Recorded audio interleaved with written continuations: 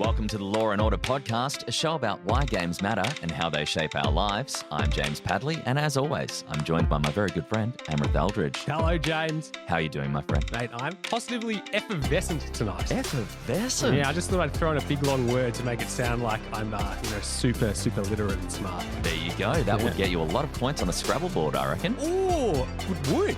I wonder if it would be possible to actually make that on a Scrabble board, because it's so many letters. You'd really need to fit it in between all the other pre-made letter tiles. Yes. You'd have to really hope that things line up for you in order to get that one in. But it would be very satisfying if you did. When was the last time you played Scrabble?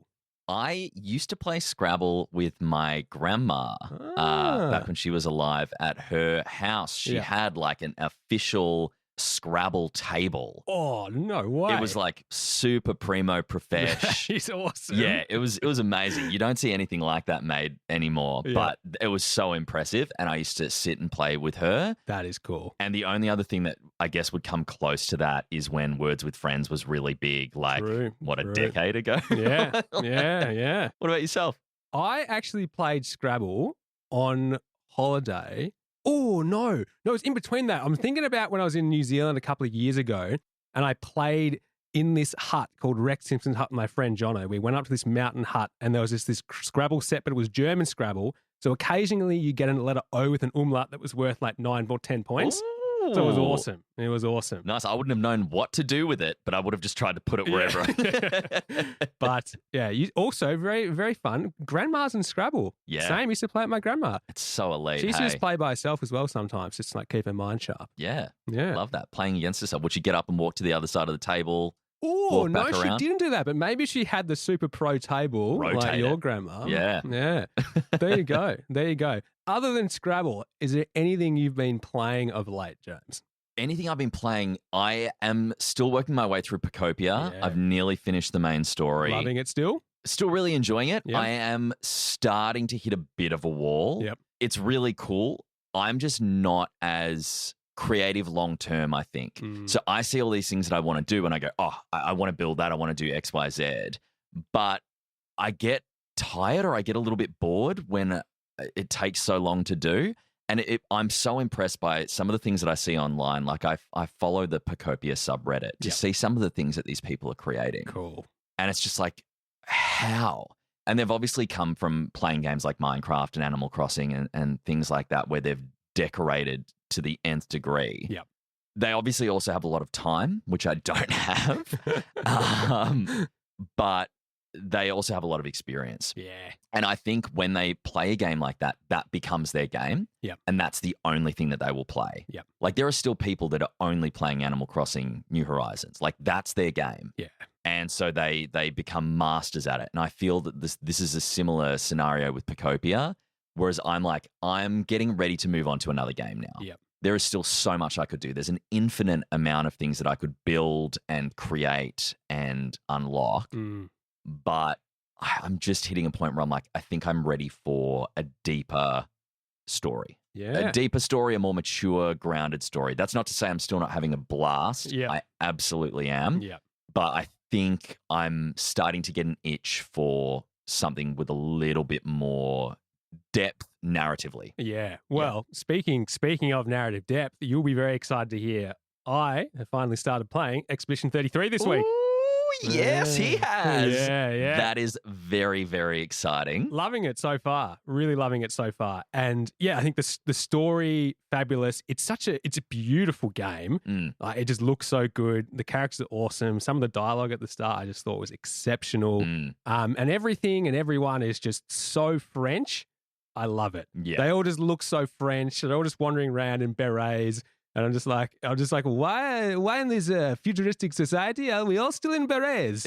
Why is that still the head choice? I love that is your only major question so far That's in it. a game that's just infinite questions. It's like, what the hell is happening in this universe? And you're like, why is everyone so French? Yeah, they're still wearing berets. And what's this mime doing in the streets? The mimes are very creepy. Yeah, I'll give you that. You're very early days, I take it. Very, very early days, but loving it so far. And yeah, already kind of very enthralled with the story and the characters, and like already like starting to really feel like some of the emotions that the characters are feeling, which is cool. I'm very excited as you unlock more characters and you unlock more of the story, Yeah. you've got to send me updates. You bet I will. You bet I will. Because you'll just be like, this, and I'll be like, yes. Yeah. I'm so excited. Yeah. I genuinely cannot wait. Yeah. Which is interesting considering you're talking about Expedition 33, and I believe I mentioned that in the previous episode about how much that moved me in an emotional, story-driven way, and how it had me reflecting on things like grief and my dad's death and all of those sorts of things. I was wondering, have you ever been moved so deeply by a character story in a game that it impacted the way that you behaved or treated other people in real life? I think for me, a moment that sticks out of being really deeply moved was when I literally cried when there's a particular scene in the Witcher 3. So now, interestingly, my friend James listening to our podcast. Thank you for listening, James. Also a great man called James. He said, strong name. Yeah, very strong name. He actually gave me some good advice and said, think about spoilers. So if you don't want any spoilers for The Witcher 3, maybe jump ahead 30 seconds. Yeah, just 35 seconds. Okay. But there's a scene where Geralt essentially he goes in to this hut and sort of his adopted daughter Ciri's there, and he thinks Ciri's dead. And the music is playing. He's got his head in his hands, and I remember just literally being in tears because I was almost just feeling what Geralt was feeling, just that hopeless despair. And then Ciri's fine; she's not actually dead. And then there's just like the music shifts, and there's this just beautiful.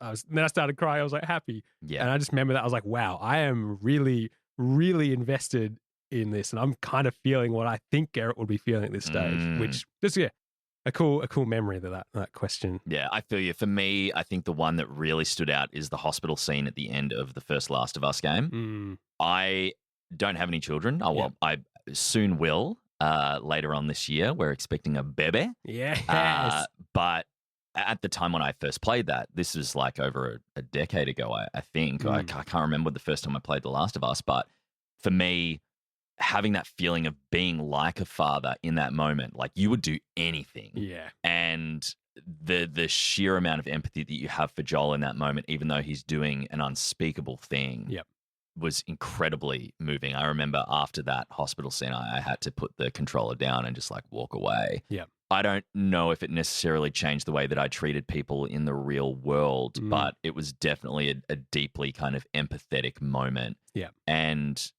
I feel like there have been quite a lot of those in video games over the years, but it's really interesting how deeply they can make us connect. Yeah. Well, it's cool because I mean that when I first thought about the idea of empathy in games, it got me thinking that like we've had these beautiful moments when we're thinking about games making us feel something really deeply and caring about other people's feelings, but I still remember the narrative of when something like terrible would happen in society, like, if there was a mass shooting or some sort of act of violence, there was always this connection to be like, oh, I bet the person, plays violent video games or they watch violent TV shows. And that's like one of the reasons behind they're just this uncaring person able to commit acts of violence. But it's not that at all. No. And it's so interesting.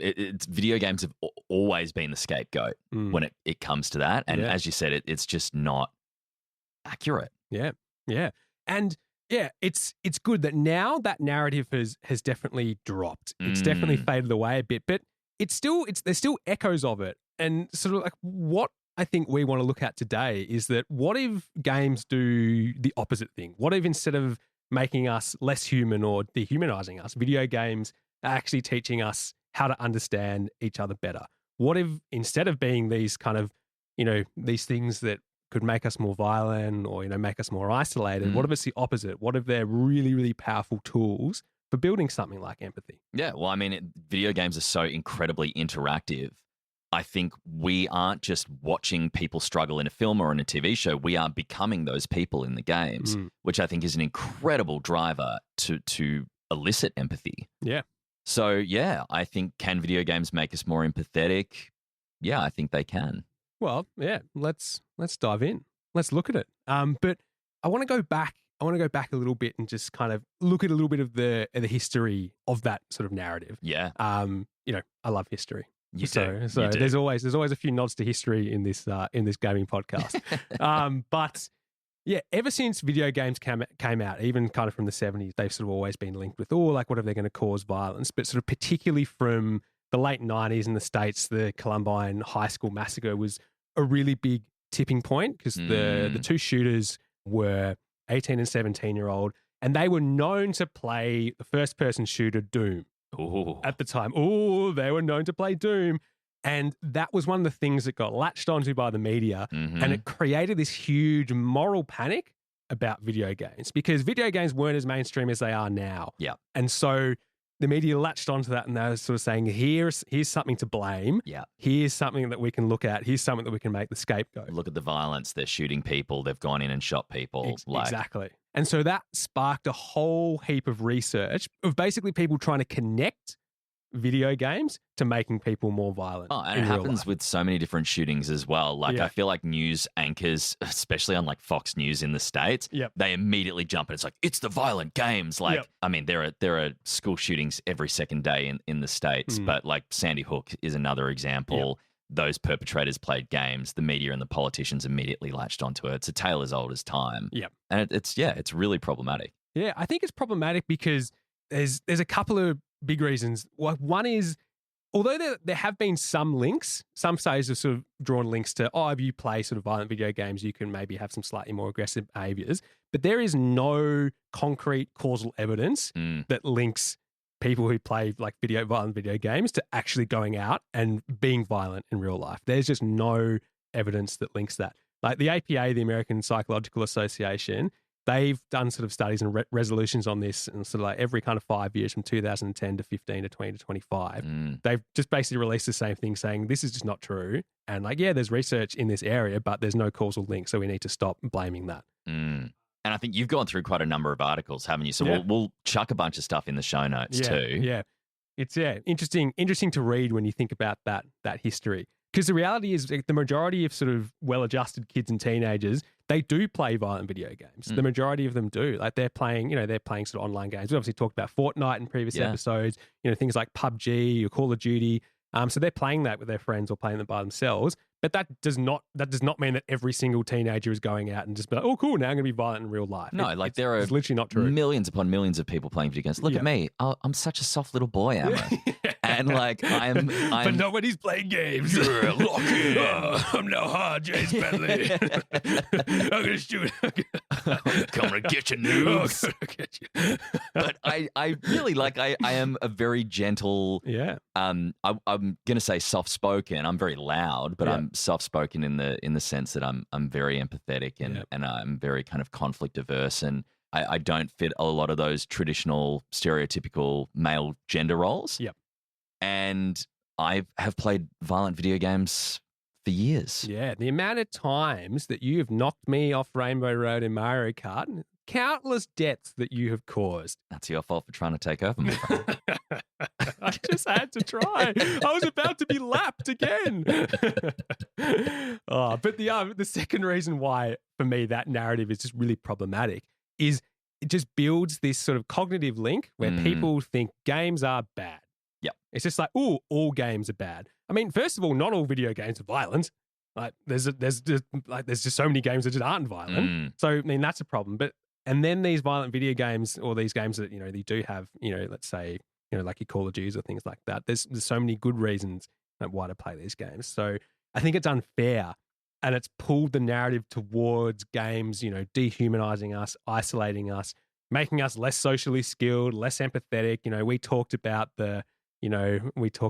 in the couch game episode, the image of the sitting in the basement on his own, which is just so unfair and not true. And I think that narrative is starting to shift slightly in the sense that so many older people play games now. Like if you go back into like the 90s and that moral panic surrounding Columbine and all of these other school shootings where video games were immediately latched onto, a lot of these parents had no real knowledge or understanding of video games other than like old school arcade games, which were very basic.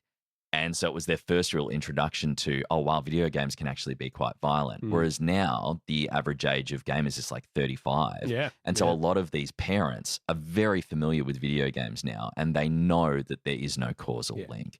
And so I guess if games aren't turning us into monsters, what are they actually doing to us? Yeah. And that's, I guess, the theme of today's episode. We're going to look at that brighter side of the coin and look at how video games can actually be a machine to make us more empathetic, upstanding citizens. Yeah, 100%. Before we dive fully into that, let's just have a quick look at what is empathy and, why is it so important? So for me, I would say my simple definition of empathy is, the ability to understand, or at least try to understand, what someone else is feeling. Like truly being able to put yourself in somebody else's position and feel what they're feeling. Perfectly said. Yeah. Similar for you, I suppose. Literally the exact same. Yeah. And I think it's such an important skill, which we're gonna, as we kind of, really I was gonna use my onion metaphor again, but how about as we open up the babushka doll of empathy, as we keep pulling out little babushka dolls. Yes, we recently, I think last episode you unpeeled the onion. Yeah. I like opening the babushka. Yeah. You now have to do this for every episode with a new thing. So get brainstorming. I'll start thinking. But let's roll with the babushkas because that's fun. Yeah. So as we unpack these babushkas, we're gonna see how important empathy is. But for me, there are different types of empathy. I think when we look at empathy, or different ways in which you can empathize with people. Yeah. I think that's a better way to put it. So something like cognitive empathy is you're understanding someone's perspective. You sit there, you listen, you say, okay, I understand what you see. Yeah. Okay. That's so important when you're having, let's say, like debates or respectfully disagreeing with someone. And that is kind of almost similar to that idea of the theory of mind that we talked about in the couch cameo episode. Yes, yeah. When we kind of talked about, being able to anticipate what someone else is thinking and changing your actions accordingly. That's for me, that sort of cognitive side. Yep. Then you've got that emotional side where you're understanding someone's emotions. You're kind of understanding what they're feeling, and you're actually feeling what they feel. Yeah, which ties directly into the example you used with Geralt and that I did with Joel in The Last of Us. Yeah. And that then links to that somatic empathy where you will have a physical reaction in response to what another person's feeling. Like you feel like crying just because you see someone else crying. And that's almost in that, I see Geralt, crying in tears and it just makes me... Got you in the feels. Yeah, literally right in the feels.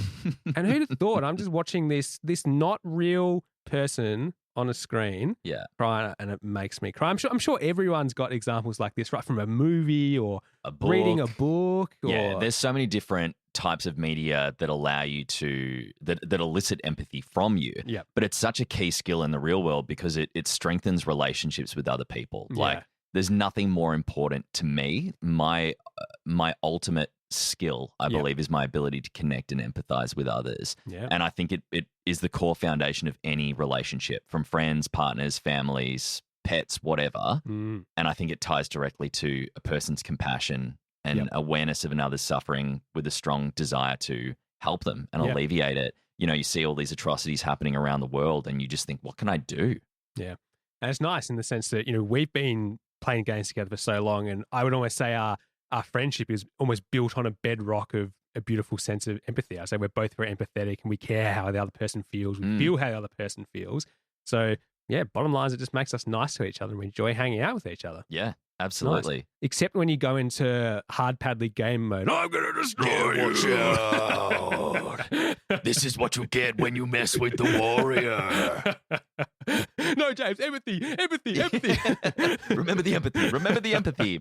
It's a skill that I think is literally something that holds societies together. Yeah, especially multicultural societies, interconnected world.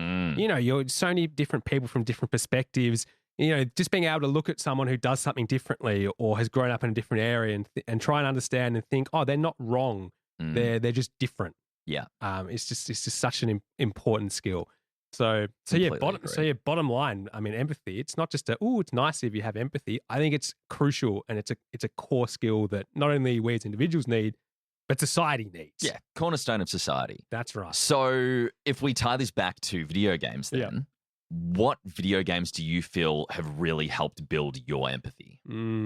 I think for me, it's any games with sort of strong narrative arcs is where I've felt this really strongly. So, talked about The Witcher 3 or even something, Expedition 33 is a great example. I'm just trying to think, it's just done such a beautiful job of establishing the characters that already I can sort of begin to feel this sort of sense of empathy for them. So I think other games, you mentioned The Last of Us, I think that was such a good one where, I'm really inhabiting the character and making their decisions and feeling what they feel. And you can kind of see that they're almost struggling with the decisions and it's not easy. It's not just as simple as, it's, like a game like, I was just trying to think of some early games I played, but I don't know, playing Shane Warne Cricket 99, I didn't get a lot of empathy there. Not a lot of empathy there, yeah. Damn those fastballs. just putting it on easy mode. Nope, another six. And, I didn't feel empathy for the pixelated bowler who's crying, trudging back to their mark. Even when they were crying, their little pixelated tears. Heartless. Ball me another bad ball. A double dare, yeah. How about you? Yeah, I think it's a really good question. I think we'll talk about some heavy hitters later, but I think indies are really awesome for eliciting empathy because they often tell much shorter, tighter stories, and they often are designed or made around that very clear message. Yep. So some games that jump to mind, I won't break down exactly what they're all about, but like What Remains of Edith Finch is literally going through her family and like everyone in her family has died from some like tragic, horrible thing. Yeah. And it's going through that house and discovering as a player what's happened to all of these people. Yeah. Chicory, A Colourful Tale. Incredible. I haven't heard of it. It's you play as like this dog that gets at like a magic paintbrush and the world loses like all color and you have to restore color. And there's like this master painter and she's really struggling with depression. Yeah. And so it's a really beautiful look at anxiety and depression through the lens of creating this beautiful, colorful world. And it's so creative. I thought that was amazing. Wow. Alba, A Wildlife Adventure, is like this cute little girl going around taking photos of wildlife. It's all about conservation and that sort of thing. Little gator game. You play as this cute little alligator, not Croc, not Legend of the Gobbos. No. This is a gator. Okay. But all he really wants. What does he like? Yeah. No, we're not going back there. I need to keep it together. Mind out of the gutter. Keep it together. This little gator, his older sister's come back from college and all he really wants is to spend time with her and she's like got a big assignment due. Yeah. And it's about him trying to like get her attention. And they're just these really beautiful games. Life is Strange is another one where the choices that you make impact the story. Telltale's The Walking Dead. All I'll say is Clementine will remember that. You know, every decision that you make or big decision, the characters will remember. Yeah. And when that appears at the bottom, it's like, oh, dude. Yeah. So yeah, I think that's huge. Yeah. What a beautiful list. I was just thinking back to Chicory, A Colourful Tale, and we already have so many reasons to love dogs. Is that not the goodest boy in the history of good boys? Goodest girl in this scenario, but yeah. Goodest girl. Yeah, goodest girl. I know cats are girls and dogs are boys generally. Yeah. But in this one. So good. Yeah. What a good girl. They've swapped it. Good girl. What a good girl. But what a wonderful list of games that have enlisted empathy for you. And it's cool because I remember you speaking back in episode 2 about how you feel this insane level of empathy for these fictional characters. Do you think it's games like that have built that for you? Or is it something that you just already had, which you've translated over to your game world? Yeah, I don't know. It's a really interesting question. I think both. As I said before, I was such a sensitive kid. I'm still a very sensitive person. And I was raised under the golden rule of treat people the way you want to be treated. Yep. And so I was always trying to be kind, but I also think that the media that I consumed definitely helped build that. Absolutely. Look at, again, the other week I talked about Harvest Moon. Yep. Every single character is treated as an individual with their own likes, dislikes, and the earlier versions of the games had a lot of more mature themes. Like sometimes characters would die of old age. Your animals would, like the chickens and the cows and sheep. If you played the game for enough years, they would die of old age. I was gutted when my first chicken died of old age. You know, my initial impulse was, have I done something wrong? Yeah. Like, have I not played the game correctly? Yeah. But it's like, no, these animals just, they grow old and they die. Yeah, you've just played it for a long time. Yeah. And I think that was a really valuable lesson for me to learn as a kid playing a video game, because it was like nothing I'd experienced in a game before. Yeah. And so I think that definitely did help build empathy or understanding. Yeah. Which I was then able to, take forward into other games as well. How cool is that? What a beautiful note on impermanence and understanding that from Harvest Moon. Harvest Moon, back to nature. What a game. Yeah. But yeah, I think at the end of the day, video games, they are such powerful empathy machines because they put you in the shoes of someone else. You literally become that person. Yes. And that's the core difference, I guess, from watching a film, which is a more passive form of entertainment, than active entertainment. We're in that game. We're literally going for it. Yeah. And I think that's always been one of my arguments, so to speak, or something that I advocate about when people ask, like, why do you spend time playing games instead of watching a show? And like, I'm not here to rubbish any different form of media. Like all forms of entertainment, you enjoy them at whatever level you want. But yeah, a core difference is like that active level of you're making the choices, you're inhabiting the character. So you're not just observing a character and the choices they make or the feelings they have. You are right there and you are making the choices and you are living with the consequences and living with the feelings that come from that. And I think that is where games just have such sort of a powerful platform to make you build a skill like empathy. So I just wanted to see if you had any games that you thought did a particularly good job of that, where you're sort of having to inherit these characters with different perspectives and having to make these different choices and really feeling something different. Yeah, I think the one that immediately jumps to mind is The Last of Us 2. Again, spoiler alerts if you haven't played. Skip ahead 2 minutes. No, I probably don't need 2 minutes. Probably only a minute. But, you play the second game predominantly as Ellie. Yep. And then there's a surprise shift where you have to play as Abby, who is a character who kills one of the major characters. Yep. And so you immediately are forced to empathize with a character that you hate. Yes. Yep. And I think it was a masterclass. Your initial impulse is to throw the controller and just be like, no, I don't want to do this. Like, I remember being like, no way. Yeah. I was so upset that they would do that. And I think a lot of man babies out there did this and went, meh, and they walked away and they didn't go back to it. Whereas for me, yes, I was upset, but I also have a lot of trust in Naughty Dog as developers. And I'm like, there is a reason why they've done this. Yeah. There is a reason why they've put us in her shoes and they want us to see her side of the coin. Yep. So let them cook. Yeah. Let's see what they're doing and come out on the other side. And I think the payoff was worth it. Yeah, I thought it was just such a cool way to, it made you feel almost uncomfortable starting playing from that different perspective, but then 100%. You push through because you basically fought against this opposite side. Yeah. Your whole playthrough, you maybe haven't thought about the opposite side as much. And then you play as it. I remember when you started and, Abby's walking around and there's this bit where like one of the dogs comes up and you like throw the ball to the dog. And then I was experimenting. I was like, oh no. I was like, I know what they're doing here. And you can play fetch with the dog. And these are dogs that you fought as enemies. Yeah. But even as early as that, I'm starting to feel, oh, okay, I'm starting now to empathize with this other side. And I think, well, they're also just people and they're making choices to the best of their ability. They're doing what they believe in.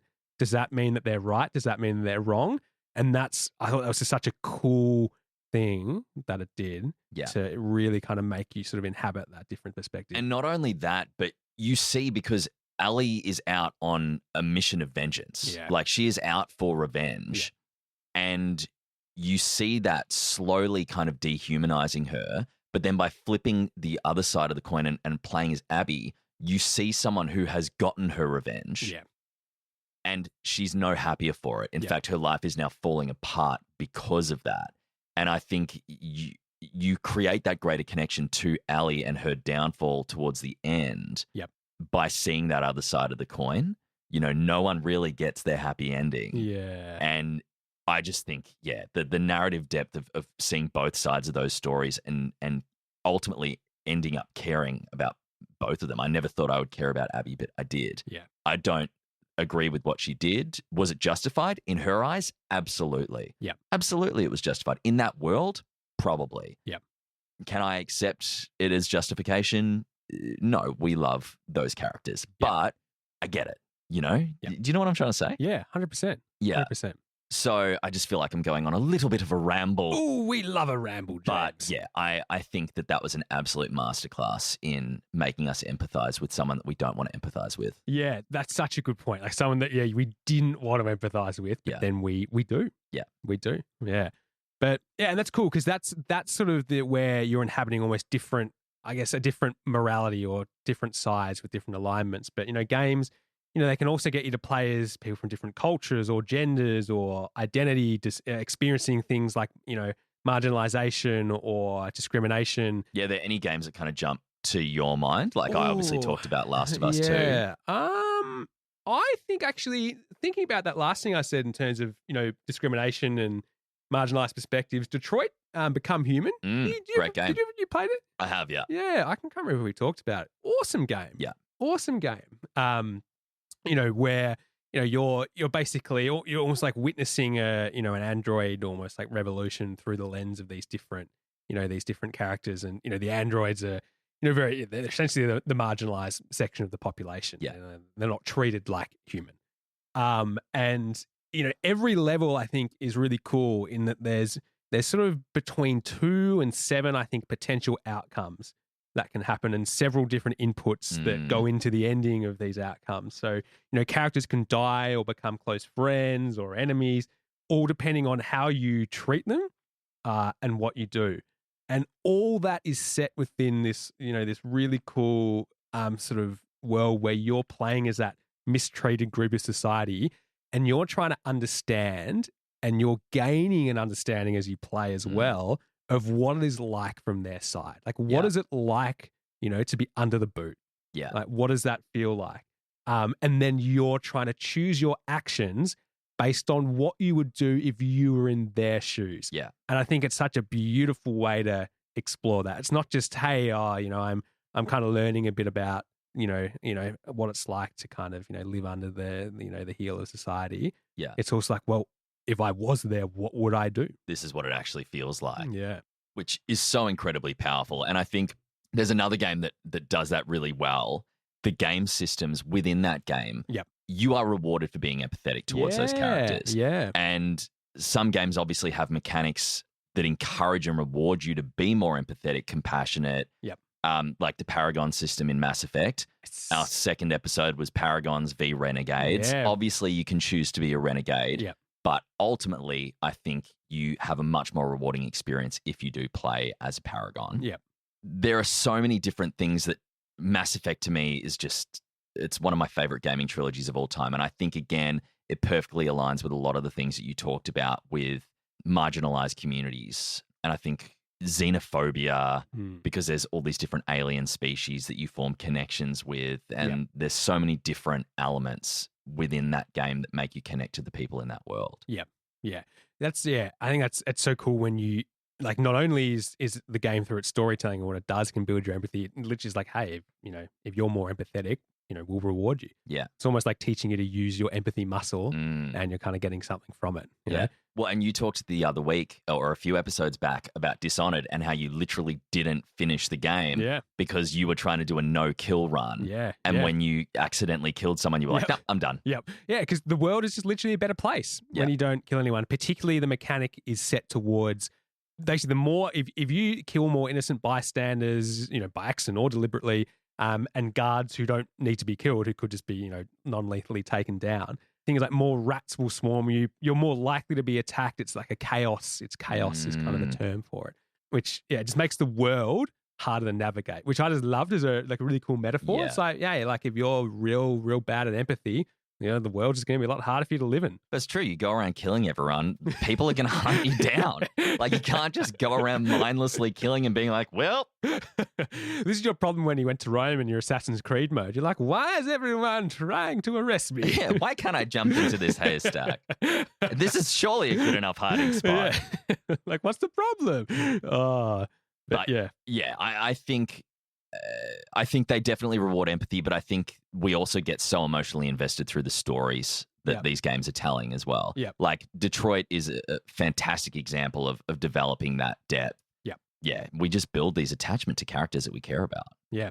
And it's that long-term kind of storytelling that games often, even smaller indie games, it's like you could be in them for, let's say between 5 to 20 hours. It's still a long form of storytelling when you think about, I don't know, something like a film might be 2 to 3 hours. You really care about these characters. And so I kind of just love the idea that, games aren't just telling a story. They actually make you live it, which I love. Love that. Yeah. Love that. Yeah. For me, I think that's one of my favorite things about games and the storytelling through games. And there's so many different ways that it kind of elicits empathy as well. Again, another thing that we talked about a few episodes ago is making moral choices, and there often isn't a direct right answer. Like The Witcher 3 is perfect for that. Yep. So I believe we talked about that in episode 2. Yeah. Paragon's Renegades. Yeah, go back. Yeah. Re-listen or not re-listen. I mean, why not re-listen? Oh, definitely re-listen. But re-listen 10 more times. Yeah.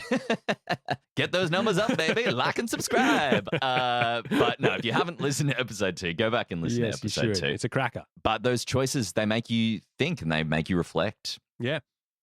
And it puts you at the wheel, doesn't it? When you're making these choices, and it gives you that responsibility that really forces that reflection. Yeah. And really kind of builds that empathetic nuance, because you're not just watching, you're choosing. Yeah. And it's cool because all of this is, we're talking about very real feelings.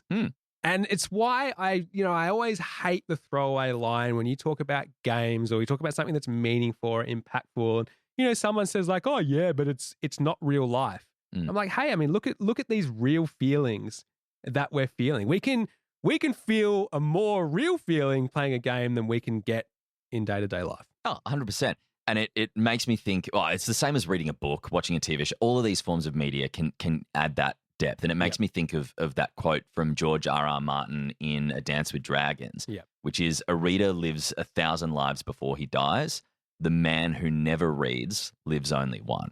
Yeah, that's awesome. And I think that's so accurate when it comes to games as well. At the end of the day, it's all storytelling and it's all trying to elicit a feeling. Like, yes, there are some games that are just games for games, like Tetris or shooters or whatever, that don't have a very strong narrative link. Yeah. There are so many that have such rich stories that can be so emotionally impactful. Yeah, it's awesome. There's one last sort of thing within this, broad section of how games can make us feel empathy, but I think it's a biggie. I think it's a biggie to sort of finish on.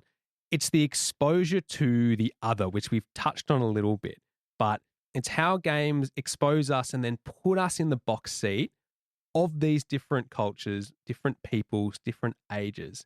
That is just so important. Yeah. And I guess that ties directly back to what I said before about Mass Effect and just experiencing the plight of other species and it just evoking that empathy and forcing you to consider your own racism and xenophobia. Yeah. And there's this really cool study that I want to actually walk you through, James. Now, I remember, which is really cool, I remember coming across this study a long time ago when I was reading Jay McGonigal's book, Our Reality is Broken. You're a big McGonigal fan. Yeah, so Jay McGonigal deserves a shout out. Mr. Potter. Mr. Potter. It'd be so much better. It'd be so much better if she was actually Professor. Oh, she is Professor McGonagall. She is Professor McGonagall. There you go. I've never made that connection. Call yourself a Jay McGonigal fan. Anyway, we'll link to Jay McGonigal's website so you can check her out. But she's a really influential kind of researcher in the game space, really looking at kind of the positive sides of video games. So, her TED Talks, her books, Reality is Broken, super better. She's got a new one out at the moment as well. I can't remember what it's called.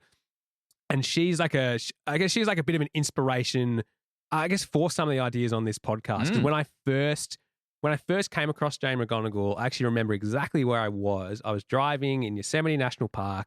I was listening to an episode of the Tim Ferriss Show. You're welcome, Tim Ferriss. Sure, you don't need any more plugs for your podcast. It's but like one of the biggest podcasts in the world. No, he sure. needs more. I was listening to his interview with Jane McGonigal. And that I think was a real inspiration for me to begin thinking critically more about how much games have done, a really like good thing for my life, how they've been such a positive influence, how I've learned so much from them. So yeah, there's my Jane McGonigal shout out. Go and check out her work for sure. But was this study that she sort of talked about, which I think is such a cool example about, how games can make us more empathetic of the other side. So it was in Singapore, and it was done at the Nanyang Technological University in Singapore. One of the big problems in Singapore at the time was there was this huge social disconnect between young people and old people. Both kind of demographics viewed each other in a pretty bad light. The older people thought like the young people didn't know what they were doing, didn't have much time for them. The young people just didn't have time for the older people. And so this was something that like Singapore, like the government was trying to change. And so the NTU did this study where they were basically trying to explore ways to improve this alienation. And what they decided to do, they decided to use games. They used Wii Bowling. Great game. Wii Bowling. Oh, the Wii. I always, as a quick side note, I always thought the Wii was going to do way better than it did. Oh, the Wii did incredibly well. Yeah, no, but I always think it didn't do as well. Am I just wrong? The Wii, yeah, I think you're a bit wrong, unfortunately. the Wii was one of the fastest selling consoles of all time. The Wii U bombed. Right, the Wii U. Yeah. But Wii Sports and Wii Sports. The music is so nostalgic to me. So good. Sorry, continue. The old people and the young people played some Wii bowling. Yeah, so basically they got together, they set up weekly video game dates, about 30 minutes long, where sort of you be paired up with sort of a younger person, be paired up with an older person. So students in the uni, they were sort of using kind of like an elderly person's home facility. Great, don't know what it was called, but so they ran it for like 30 minutes once a week. They play together, and they did that for 6 weeks. And they were sort of trying to build connection. And one thing that kind of came out of it was at the end, not only had the two people been playing together, not only did they report, oh, no, I kind of like this person more, or I'm more friendly towards them, which again, just a great another example of how good playing games together is. But the really, really cool thing is, at the end, it said both groups viewed each other more favorably, the whole group, not just the one person. So it was like just building a relationship with an elderly person made them care more about the entire elderly community. The entire group. Unreal. And vice versa. Yeah. So literally just by playing and just by thinking like, hey, this old person isn't so bad, or hey, this young person isn't so bad, they then looked at the whole group. Oh, all young people aren't so bad, or all old people aren't so bad. And the cool thing is that feeling, that wasn't reflected in the control group. And the control group spent time together, but they didn't play games together. Right. Yeah. So it was this playing games together that really boosted that outlook on the whole group being more favorably viewed. There you go. Doing that joint activity helped them build a stronger sense of empathy. Yeah. Yeah. That's awesome. Yeah. I think it's just such a cool thing that if you can look at one person from a group more favorably, then you can view the whole group more favorably. What a really beautiful, powerful tool for empathy. And it's really interesting because playing with different people, like, again, tying back to the couch co-op episode, you play with different friends that have different backgrounds, and they may have a different perspective about a game that you're playing than you do. Like, again, obviously, you're probably not going to break down global politics or anything while playing a game of Mario Kart, but if you are playing a more richly narrative-driven game, there are going to be vastly different perspectives and experiences in that room if you're playing co-op with a friend or whatever it might be. And so, that's awesome. Yeah. And even just like thinking of practical examples for that, right? I mean, I don't know, like as parents, like playing games with your kids. Right? Yeah, what a great way for you to be like, oh, like not all young people are bad, not all old people are bad. Yeah. It's just, I think it's so cool. And so I think that's just great because, even playing games with people who are different to us can build our empathy. So yeah, even things like, we looked at like, oh, maybe we're playing like online shooting games is bad. Like, well, yeah, who knows? Like if you're playing with friends from different cultures or different communities or different countries, and you're like, oh, I like this person I play with, you're probably more likely to view that whole cultural community in a better light. Yeah. Which I think is such an important thing. Absolutely. Yeah. But I guess before we sort of, wrap up, maybe we better let's look at the counter argument a little bit and be like, maybe not. Maybe games aren't always good for empathy. And you kind of just touched on it, right? Like if you look at shooters, online shooters in particular, CODs, I don't know, other shooters. I'm not a big shooter guy. Yeah. But there are so many toxic communities on there, and not all of them are promoting empathy. Yes. That online community can be really, really aggressive if you are if you're on a team and you're letting that team down, if some of these really sexist, misogynistic men realize that you're a woman playing, you're going to get a lot of really inappropriate, toxic comments. Yeah. So there obviously are certain games that don't promote empathy, and I think a large part of it is, especially with those online games, they promote a sense of anonymity. Yes. You're behind a username, gamer tag. You are in first person. You're a faceless person. You can say whatever you want with any real world consequences. Yeah, and that's really cool, because the only kind of clear, provable link to negative social impacts like loss of empathy or increased aggression towards others is when you play that competitive online play against strangers. That's like the only time where it's like, hey, this is bad. So if you're just playing a lot against strangers and it's competition, that's the time when it's like, hey, that's generally probably going to be bad. Yeah, really interesting. So not just kind of passive, but detrimental. Yeah. Like you can just sort of build those more kind of aggressive feelings that can translate more into real life. I actually have a great example of this. Like, I've talked about like, oh, games have been so good for me. I remember playing quite a bit of FIFA Ultimate Team. Yeah. Now, I'm not going to knock FIFA Ultimate Team. A lot of people love it. I just didn't have a good handle on it, basically, when I played it. And I would play a lot. But again, I'm playing strangers online. I also wasn't very good. So I got beaten kind of all the time. And so I'd just be angry. Yeah. I'd be angry, and then I'd just be like angry at the other people, because I'd be like, oh, they're so lucky, or like, oh, they've just got a good team. Like, oh, like I bet their parents like let them pay for buy them stuff and like buy all these players. Like, I don't know these people, and I'm getting angry against them. Yeah. So like that is a great example. I remember once when I just sort of stopped playing. I was like, this is enough. Yeah. Right. But I think that was a good example. That is just not good for me at all. Yeah. And if you're a lonely kid that's looking to make friends online and you fall into that environment, like there's some incredibly toxic people out there, and being exposed to that at a really young age when you're looking for a mentor can be really problematic. Yeah. But yeah, so I think games aren't inherently empathetic. They absolutely can be. Yep. But it ultimately comes down to how those games are designed and how we're playing them. Yeah. Yeah. 100%. So yeah, I guess in a sometimes divisive world with an uncertain future, we need empathy more than ever to erase the battle lines, help people be kinder and more tolerant of the differences that make us all human. Yeah. So I think maybe these games, right? Maybe they're, one of the most powerful empathy machines that we've actually created.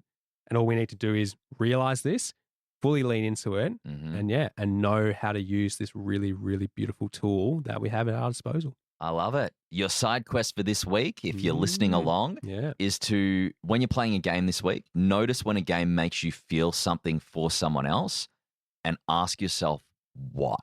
Yeah. Why is that? What emotion is that eliciting? And the next time someone says video games make us more robotic or less human, flip the narrative. Have a chat with them. Not true. Not true. Flip the narrative. Tell them to listen.